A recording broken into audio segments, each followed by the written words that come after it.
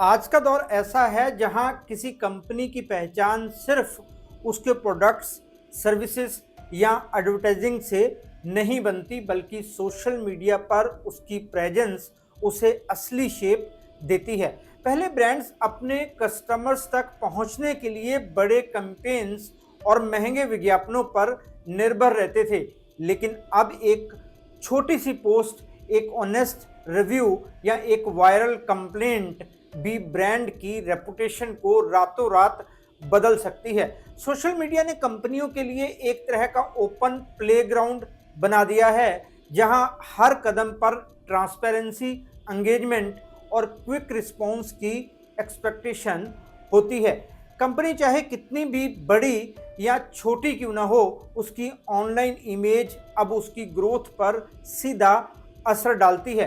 लोग अब सिर्फ प्रोडक्ट नहीं खरीदते, बल्कि वो ब्रांड की कहानी, वैल्यूज और बिहेवियर को भी ऑब्जर्व करते हैं। सोशल मीडिया ने बिजनेस की दुनिया को तेज और रिस्पॉन्सिव बना दिया है। एक गलत ट्वीट बना बनाया खेल खराब कर सकता है, वहीं एक सही जेस्चर अच्छी गुडविल बना देता है। यही वजह है कि कंपनियां अब social listening, real time communication और कम्युनिटी बिल्डिंग पर पहले से ज़्यादा ध्यान देने लगी हैं। सोशल मीडिया की ताकत यही है कि ये बिना किसी फिल्टर के ब्रांड और पब्लिक को आमने सामने लाकर खड़ा कर देता है। अगर कंपनी ईमानदार, एक्सेसिबल और कंसिस्टेंट है, तो हो सकता है कि वही प्लेटफॉर्म उसे तेजी से ऊपर ले जाए, और अगर नहीं तो उसकी कमजोरियों को उजागर भी कर देता है। इसलिए आज की कॉम्पिटिटिव इकोनॉमी में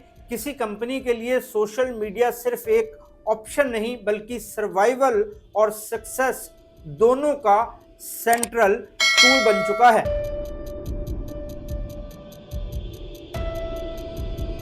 नमस्कार दोस्तों, मैं हूं राहुल राय गुप्ता और आप मुझे डिटेक्टिव गुरु के नाम से भी जानते हो, और हम करते हैं देश विदेश में पर्सनल और कॉर्पोरेट इन्वेस्टिगेशन। जैसा कि आप जानते हैं कि मैं कॉर्पोरेट केसेस भी देखता हूं। कई बार कंपनियों में लगातार चोरी हो रही होती है। ये चोरियां ऐसी नहीं होती कि किसी ने ताला तोड़कर कंपनी की चीजें चुरा ली या पेपर चुरा लिए। ये चोरियां अंदर खाते हो रही होती हैं। इसलिए कंपनियां मेरे पास आती हैं ताकि पता चल सके कि कंपनी के अंदर क्या चल रहा है। लेकिन कई बार इससे हटकर केसेस होते हैं। इनमें कंपनियां जानना चाहती हैं कि कौन ऐसा इंसान है जो उनकी इमेज को लगातार बिगाड़ रहा है, क्योंकि कंपनी की इमेज ही उसके लिए सब कुछ होती है, उसी से वो आगे बढ़ती है। वैसे भी आजकल सोशल मीडिया का ज़माना है, मिनटों में इमेज बन सकती है और बिगड़ भी सकती है। आज के वीडियो में हम इसी टॉपिक पर बात करेंगे, कैसे सोशल मीडिया से किसी ब्रांड को वो ऊंचाइयां हासिल हो सकती हैं जिनकी उम्मीद की जाती है। अपने एक्सपीरियंस से मैंने जो जाना है उसी के तहत आपको ऐसे 5 पॉइंट बताऊंगा जिनसे सोशल मीडिया पर आपकी कंपनी की प्रेजेंस से जुड़ी ऐसी चीज़ें हैं जिनके बारे में आपने सुना तो होगा, लेकिन उनको अपनाया नहीं होगा। तो चलिए शुरू करते हैं।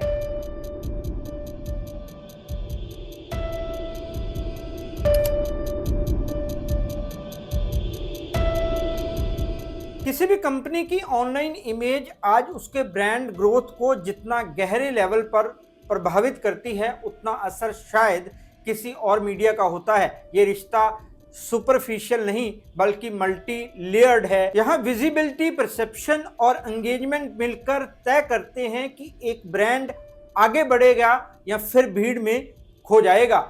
डिजिटल दुनिया में किसी कंपनी का पहला इंप्रेशन अब उसकी दुकान, दफ्तर या टीवी एड से नहीं बनता, वो बनता है Google search, Instagram feed, YouTube reviews और ट्विटर कन्वर्सेशन से। यही वजह है कि ऑनलाइन इमेज अब ब्रांड ग्रोथ की हार्ट बीट बन चुकी है। जब कोई कस्टमर किसी प्रोडक्ट के बारे में सोचता है तो सबसे पहले वो ब्रांड की ऑनलाइन प्रेजेंस देखता है। यहाँ कंपनी से जुड़ी फोटो, वीडियोस, रिव्यूज और कमेंट्स एक नैरेटिव तैयार करते हैं, एक ऐसा नैरेटिव जो सीधे कस्टमर ट्रस्ट पर असर डालता है। अगर किसी कंपनी की ऑनलाइन इमेज क्लीन, कंसिस्टेंट और एंगेजिंग है तो ब्रांड ऑटोमेटिकली ट्रस्ट वर्दी लगता है। वहीं अगर पोस्टें आउटडेटेड हो, कमेंट्स का जवाब ना दिया गया हो या बहुत ज़्यादा नेगेटिव रिव्यूज हो तो ग्रोथ का ग्राफ नीचे आने में ज़्यादा समय नहीं लगता। अगर रिव्यूज बहुत ज़्यादा पॉजिटिव हो तो भी कस्टमर पर गलत असर पड़ता है। उसे लगता है कि वो खरीदे हुए हैं, क्योंकि ऐसा हो ही नहीं सकता कि कंपनी से किसी एक भी इंसान को कोई शिकायत ना हो। आज का कस्टमर डिजिटल फुटप्रिंट्स पढ़ना अच्छी तरह से जानता है और उन्हीं फुटप्रिंट से वो प्रोडक्ट को खरीदने या ना खरीदने का डिसीजन लेता है। ऑनलाइन इमेज ब्रांड की पर्सनैलिटी को शेप देती है। ये सिर्फ सुंदर विजुअल्स या कैची कैप्शंस का खेल नहीं है, बल्कि एक लॉन्ग टर्म बिहेवियर पैटर्न है जो लोगों को दिखाता है कि कंपनी असल में कैसी है। कंसिस्टेंसी यहाँ सबसे बड़ा रोल निभाती है। अगर ब्रांड हर प्लेटफॉर्म पर अलग तरह से बिहेव करता है, कहीं फनी, कहीं बहुत ज़्यादा नॉर्मल, कहीं इनएक्टिव, तो ऑडियंस के लिए उसकी पहचान धुंधली होने लगती है। एक स्टेबल, प्रेडिक्टेबल और reliable digital identity brand growth के लिए फाउंडेशन का काम करती है। इसके अलावा ऑनलाइन इमेज का सीधा असर एंगेजमेंट पर पड़ता है। जितनी पॉजिटिव और इंटरेक्टिव आपकी डिजिटल प्रेजेंस होती है, उतना ही ऑडियंस आपके साथ जुड़ती है। जितनी एंगेजमेंट बढ़ती है, उतनी ही ब्रांड विजिबिलिटी और ऑर्गेनिक रीच भी बढ़ती है।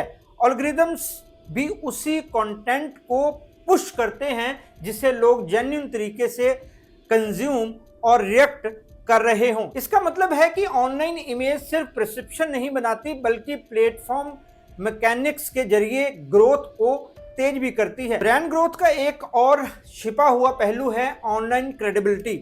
आज इन्वेस्टर्स, कोलैबोरेटर्स, यहाँ तक कि पोटेंशियल एम्प्लॉयज भी किसी कंपनी के बारे में सबसे पहले उसकी ऑनलाइन आइडेंटिटी देखते हैं। एक स्ट्रॉन्ग डिजिटल इमेज बताती है कि ब्रांड रेलेवेंट है, अपडेटेड है और मॉडर्न कस्टमर बिहेवियर को समझता है। इसी वजह से कई कंपनियां अपने सोशल प्रूफ जैसे testimonials, case studies, user reviews का इस्तेमाल ग्रोथ बूस्टर्स की तरह करती हैं।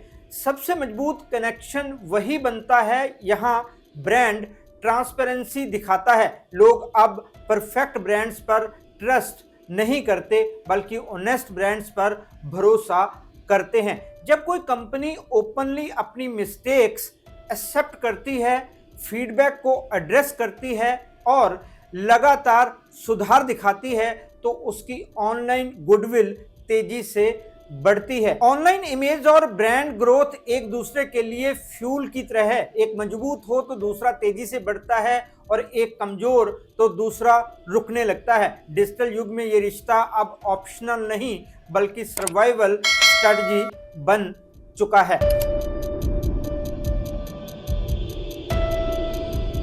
किसी भी ब्रांड की पहचान उसके विजुअल्स, लोगोज या टैगलाइन से नहीं बनती, जितनी कि उसकी आवाज से बनती है। यही वजह है कि आज कंपनियां रियल वॉइस और कॉर्पोरेट टोन के अंतर को समझने की कोशिश कर रही हैं। डिजिटल दुनिया में लोग अब तराशी हुई या बहुत ज्यादा फॉर्मल भाषा से जल्दी कनेक्ट नहीं कर पाते। यूजर ब्रांड के पीछे के लोगों, भावनाओं को समझना चाहते हैं। उनको चाहिए होता है कि एक ऐसा पर्सपेक्टिव हो जो उनके रियल लाइफ के एक्सपीरियंस से मेल खाता हो। ऐसे माहौल में कॉर्पोरेट टोन अक्सर डिस्टेंस पैदा कर देती है, जबकि रियल वॉइस ट्रस्ट को बढ़ाती है। कॉर्पोरेट टोन की दिक्कत यह है कि वो बहुत ज़्यादा सेफ रहती है। कई कंपनियां अपनी कम्युनिकेशन को इतना फिल्टर कर देती हैं कि उसमें गर्माहट, ऑनेस्टी और व्यक्तिगत पहचान खो जाती है। स्टेटमेंट्स अक्सर स्क्रिप्टेड लगते हैं, जिनमें इमोशन की जगह नियमों का पालन नजर आता है। लोग इसे तुरंत पकड़ लेते हैं क्योंकि सोशल मीडिया की ऑडियंस अब पहले से ज़्यादा अवेयर है। ये आवाज़ कमियों के साथ भी एथनिक लगती है। जब ब्रांड हमदर्दी वाली लैंग्वेज यूज़ करता है, ओपन कन्वर्सेशन को इनकरेज करता है और ऑनेस्ट टोन में बात करता है, तो लोग उसे अपने जैसा मानने लगते हैं। यही रीज़न है कि कई सक्सेसफुल ब्रांड्स आज casual tone, humour, emotional, honesty और आम बोलचाल की भाषा को अपनाते हैं। वे ऑडियंस से बात करते हैं, उन पर बातें नहीं थोपते। आपने अपने फोन की स्क्रीन पर Zomato, Swiggy, Zepto, Instamart, Meesho की कैची लाइंस अक्सर पढ़ी होंगी। इनमें इतना अपनापन, इतनी गर्माहट होती है कि हम सीधा उनसे कनेक्ट हो जाते हैं। कितनी बार तो उनकी वो कैची लाइनें हमारी सिचुएशन को अच्छी तरह प्रेजेंट कर रही होती हैं। हम सोच में पड़ जाते हैं कि अरे, इनको कैसे पता चला कि मुझे आज यही चाहिए या मेरी हालत ऐसी ही है। कई बार तो ऐसा होता है कि उन लाइनों को पढ़कर हमारे चेहरे पर स्माइल आ जाती है। कभी कभी तो वे लाइनें किसी दुखी इंसान को भी हंसा देती हैं। रियल वॉइस एंगेजमेंट को बढ़ाती है। जब बातचीत आम भाषा में होती है तो लोग रिस्पॉन्ड करते हैं, सवाल पूछते हैं और महसूस करते हैं कि उनकी आवाज सुनी जा रही है। इसके उल्ट कॉर्पोरेट टोन कई बार दबदबे वाली लग सकती है, जिससे ऑडियंस साइलेंट ऑब्जर्वर बन जाती है। रियल वॉइस का मतलब अनप्रोफेशनल होना नहीं है, इसका मतलब असली होना है। ये वॉइस प्रोफेशनलिज्म को इंसानी गर्मजोशी से बैलेंस करती है। ये बताती है कि ब्रांड रूल्स फॉलो करते हुए भी एक्सेसिबल, फ्रेंडली और रिस्पॉन्सिव हो सकते हैं। कॉर्पोरेट टोन यहाँ बाउंड्रीज बनाती हैं, वही असली आवाज पुल बनाती है। आपने लिंक्डइन में देखा होगा कि लोग बड़ी बड़ी पोस्टें लिखते हैं, अपनी कहानियां सुनाते हैं, अपनी कंपनी से जुड़ी कहानियां बताते हैं। कंपनी में कोई अभियान चलता है तो उसे कहानी के तौर पर बयान किया जाता है। लोग उससे कनेक्ट करते हैं। लोगों को पता चलता है कि कंपनी की क्या वैल्यूज हैं, कंपनी अपने एम्प्लॉयज के लिए क्या करती है, उनको कितनी इंपॉर्टेंस देती है। जब कंपनी अपने एम्प्लॉयज को रिगार्ड करती है तो लोगों को अच्छा लगता है। वे समझते हैं कि कंपनी सच में वैल्यूज को लेकर चलती है। कंपनी पर उनका भरोसा कई गुना बढ़ जाता है। किसी भी कंपनी को यह तय करना होता है कि वो भीड़ में खड़ी एक बड़ी कॉर्पोरेट वॉल बनना चाहती है या एक ऐसी एंटिटी जो लोगों के साथ असली बातचीत कर सके। डिजिटल दुनिया में ग्रोथ उसी ब्रांड की होती है जो अपनी आवाज को ऑनेस्ट आइडेंटिटी की तरह पेश करता है, क्योंकि लोग अब सिर्फ सर्विसेज नहीं, सिंसियरिटी ढूंढते हैं। डिजिटल दौर ने कस्टमर्स के एक्सपीरियंस को एक ऐसी जगह पहुंचा दिया है जहां वो अब सिर्फ कस्टमर और कंपनी के बीच की निजी बातचीत नहीं रहता। कस्टमर एक्सपीरियंस अब सचमुच पब्लिक प्रॉपर्टी बन चुका है। पहले किसी कस्टमर की शिकायत दुकान या कॉल सेंटर तक सीमित रहती थी, लेकिन आज वही एक्सपीरियंस एक ट्वीट, एक रील, एक रिव्यू या एक स्क्रीनशॉट के रूप में दुनिया के सामने आ सकता है। यही वजह है कि कंपनियों के लिए कस्टमर एक्सपीरियंस अब सिर्फ सर्विस क्वालिटी का हिस्सा नहीं, बल्कि पूरा कम्युनिकेशन इकोसिस्टम बन गया है। यहाँ हर इंटरेक्शन को लाखों लोग देख सकते हैं, जज कर सकते हैं और शेयर भी कर सकते हैं। सोशल मीडिया ने लोगों को एक ऐसी पावर दी है जिसे कंट्रोल करना आसान नहीं। एक सेटिस्फाइड कस्टमर ब्रांड एम्बेसडर बन सकता है और एक नाराज कस्टमर ब्रांड क्रिटिक। फर्क सिर्फ इतना नहीं कि लोग आवाज उठा सकते हैं, बल्कि ये भी है कि वो अपनी आवाज को वायरल कर सकते हैं। यही पब्लिक प्रॉपर्टी इफेक्ट है। यहाँ एक छोटी सी शिकायत भी ट्रेंड बन सकती है और एक अच्छा जेस्चर भी बड़ी गुडविल में बदल सकता है। इसलिए कंपनियों के लिए हर delivery, support call, return process, app का यूज करने की आसानी और यहाँ तक कि पैकेजिंग भी एक पोटेंशियल पब्लिक स्टोरी जैसी बन गई है। आज का कस्टमर सिर्फ प्रोडक्ट नहीं खरीदता, वो पूरे एक्सपीरियंस को वैल्यू देता है। ये एक्सपीरियंस जितना रियल टाइम और एक्सेसिबल है, उतना ही पब्लिक भी। किसी भी ब्रांड का कस्टमर सर्विस एजेंट अगर रफ बिहेवियर दिखा दे, किसी डिलीवरी में रूड इंटरेक्शन हो जाए या कोई कंफ्यूजन पैदा हो जाए, तो उसकी कहानी अब सिर्फ दो लोगों के बीच नहीं रहती। लोग तुरंत प्रूफ के साथ पोस्ट कर देते हैं और कभी कभी ब्रांड्स को बाद में सिचुएशन संभालने में कई रिसोर्सेज लगाने पड़ते हैं। ये नया रियलिटी चेक है कि कस्टमर प्राइवेसी नहीं, कस्टमर पब्लिसिटी का दौर चल रहा है। इसके उल्ट जब कोई ब्रांड जेन्युइनली अच्छा एक्सपीरियंस देता है, जैसे कि unexpected support, quick resolution, personal touch या हमदर्दी वाली बातचीत, तो कस्टमर खुद उसे हाईलाइट करता है। यूजर जनरेटेड प्रेज अब सबसे ऑथेंटिक मार्केटिंग बन चुकी है। लोग किसी पेड एड से ज्यादा भरोसा एक स्ट्रेंजर के ऑनेस्ट रिव्यू पर करते हैं। इसका मतलब है कि कस्टमर एक्सपीरियंस सिर्फ रिस्क फैक्टर नहीं, तेजी से ग्रो करने वाला इंजन भी है। अगर ब्रांड लगातार अच्छा एक्सपीरियंस देता है तो उसकी पब्लिक परसेप्शन अपने आप पॉजिटिव होने लगती है। कंपनियों के लिए चैलेंज ये है कि उन्हें अपनी प्रोसेस को सिर्फ एफिशिएंट नहीं बल्कि इमोशनली इंटेलिजेंट भी बनाना होता है।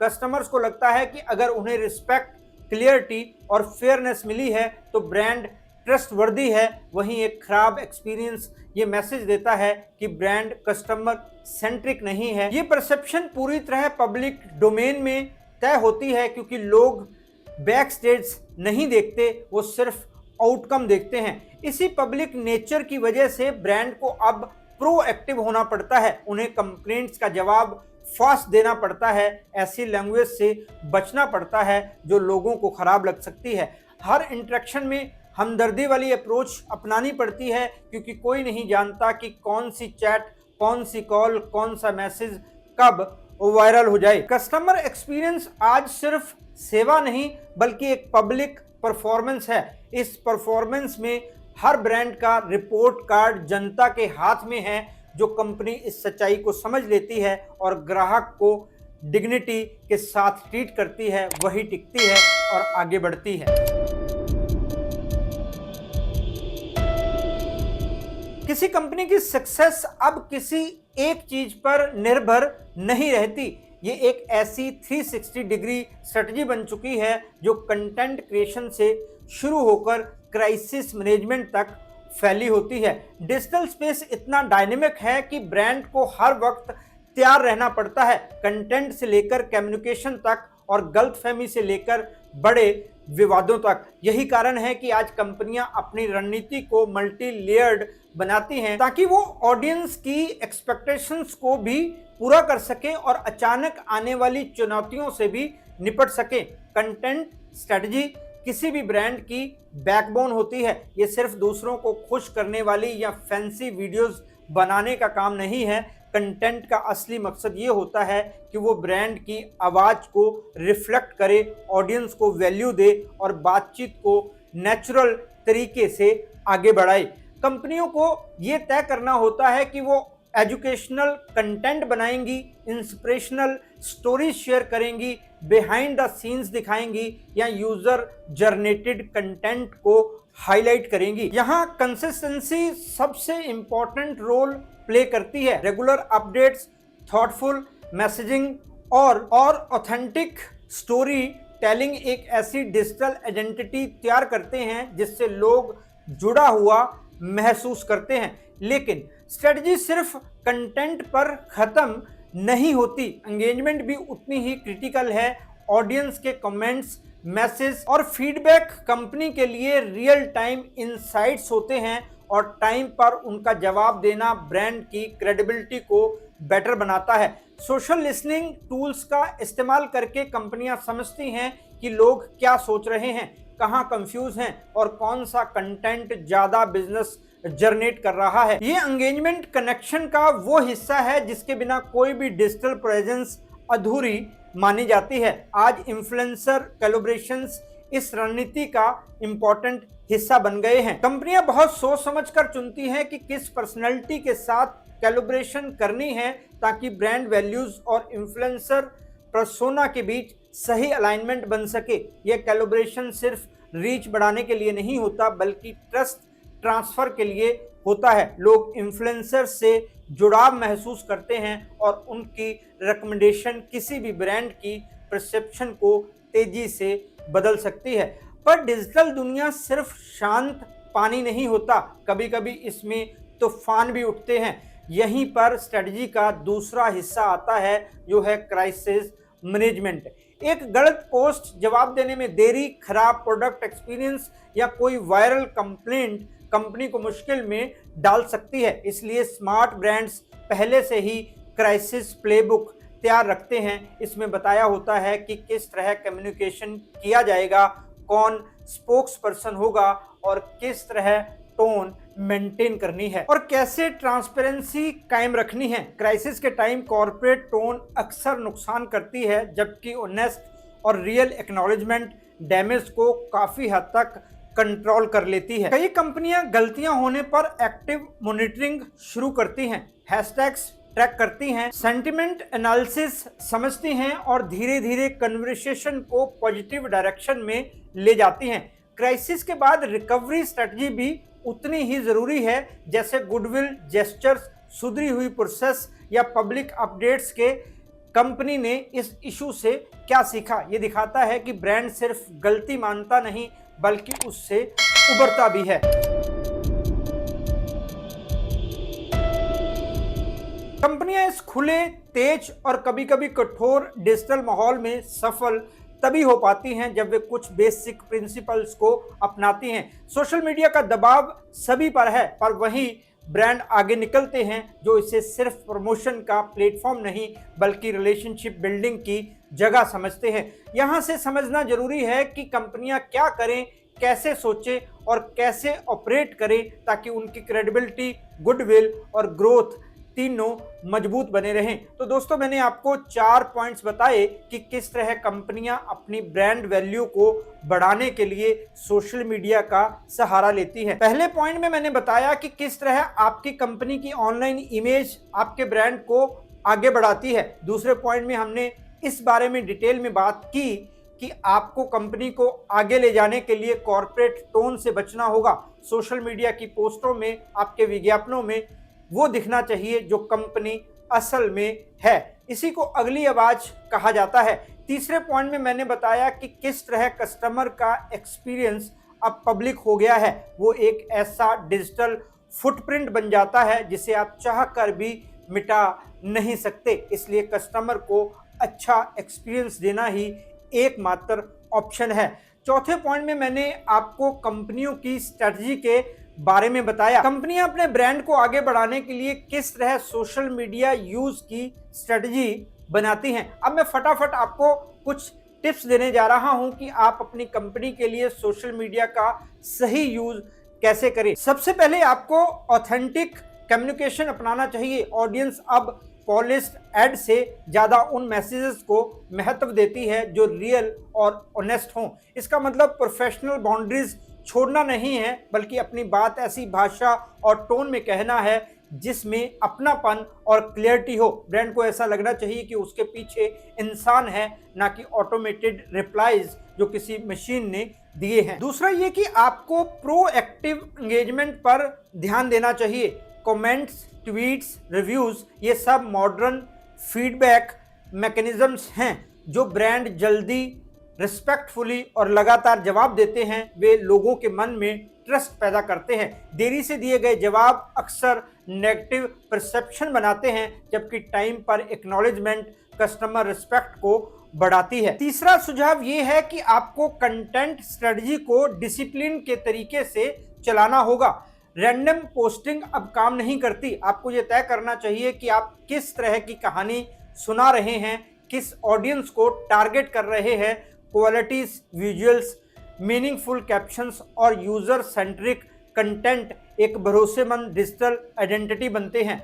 चौथा पॉइंट सबसे इंपॉर्टेंट है और वो है कि आपको सोशल लिसनिंग को गंभीरता से लेना चाहिए। ऑडियंस क्या सोच रही है, कौन सी कन्वर्सेशंस चल रही हैं, किस तरह की प्रॉब्लम्स बार बार सामने आ रही है, ये सब जानना ब्रांड इम्प्रूवमेंट के लिए बेशकीमती होता है। कोई ब्रांड जितनी अच्छी तरह से कस्टमर को सुनता है उतना ही समझदारी से कम्युनिकेट भी करता है। पांचवा और लास्ट सुझाव है कि आपको किसी भी क्राइसिस के लिए रेडी रहना चाहिए। कोई भी गलती, मिसअंडरस्टैंडिंग या वायरल कंप्लेंट आपकी कंपनी की रेपुटेशन खराब कर सकती है। इसलिए जरूरी है कि एक क्लियर क्राइसिस प्लेबुक हो, मतलब क्या कहना है, कैसे कहना है, किस टोन में कहना है और किस तरह स्थिति को संभाला जाएगा।